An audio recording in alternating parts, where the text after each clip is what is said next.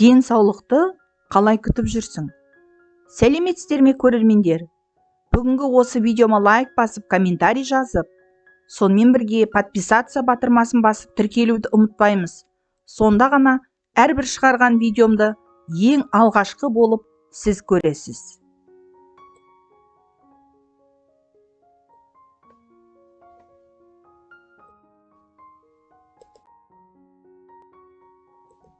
Біз туған күндерде, отырыстарда, жиындарда, бір-бірімізге тілек айтқанда, денсаулығың мықты болсын деп айтамыз.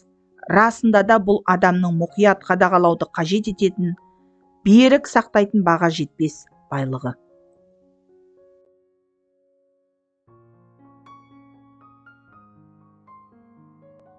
Адам баласы екі нәрсенің қадірін білмейді. Бірі денсаулық, бірі уақыт. Осы аталған екі байлықтың қадіріне қаншалықты жетіп жүрміз? Уақытты қоя тұрып, денсаулықты күту жөнінде ой өрбітіп көрейікші. Жиі ауруға шалдығуымызға нелер себеп болады? Олар ұйықтап тынығуға уақыт жетпеу, дұрыс әрі толық түрде тамақтанбау, уақытылы медициналық бақылаудан өтпеу және тағы басқа толып жатқан себептер бар. Қазір барлық ақпарат қолжетімді. Интернетті ашып іздесеңіз, бүткіл мәліметтер алдыңызда сайрап жатыр.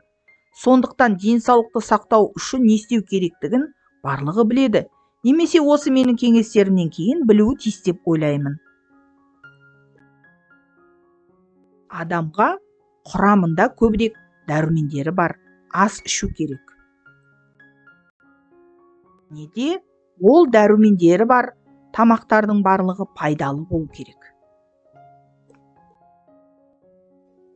Күніне 8 сағат ұйықтау керек. Шаршамауға жол бермеу керек. Күн сайын таза ауада серуендеу керек. Спортпен шұғылдану керек. Көп су ішу керек. Медициналық тексеруге барып тұру керек. Егер әлде қандай басқа дене мүшелеріңіз мазаласа, дәрігермен байланысып, ақыл кеңесін алып пайдаланыңыз. Білу керек дүниенің барлығын біз білеміз, бірақ желкеміздегі жалқаулық жар бермейді. Жалқаулыққа еріп өз ойымыздағыны істейміз. Күнделікті отырыс, аз ұйықтау, көп ашуға берілу және ауру әбден бойымызды меңдеп, шыдайтындай күш қуатымыз семігеннен кейін дәрігерге қараламыз. Денсаулықты сақтауға не кедергі? Денсаулығымызды сақтауға кедергі ететін ең басты жауымыз мыналар. Бірінші, аз қозғалыс.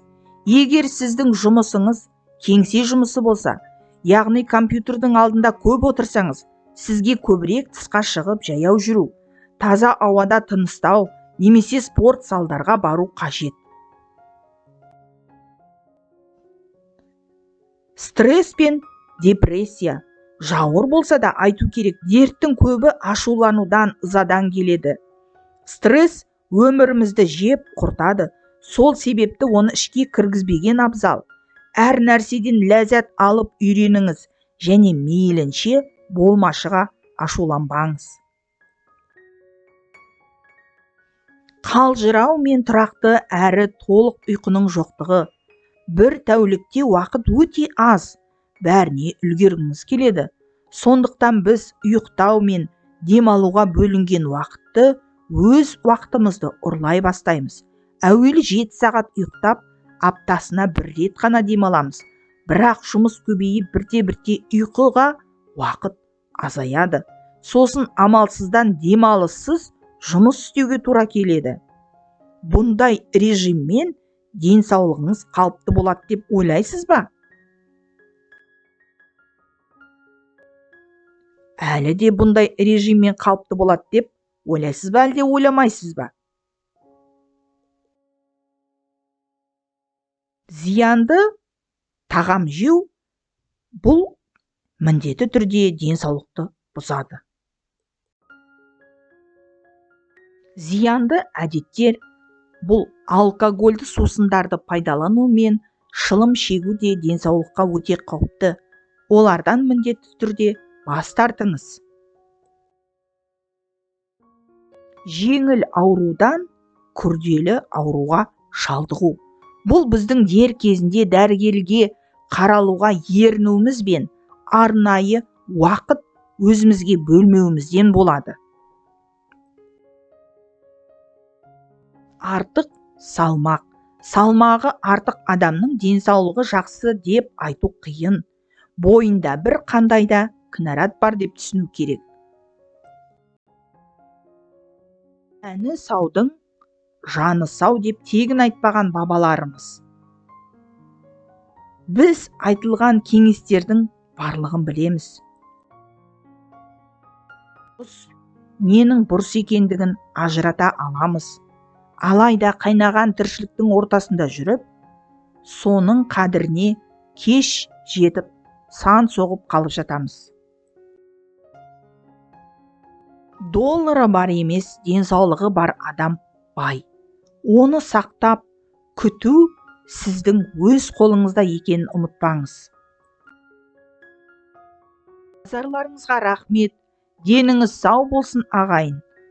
Міндетті түрде YouTube арнама тіркелуді ұмытпаңыз. Сау болыңыздар.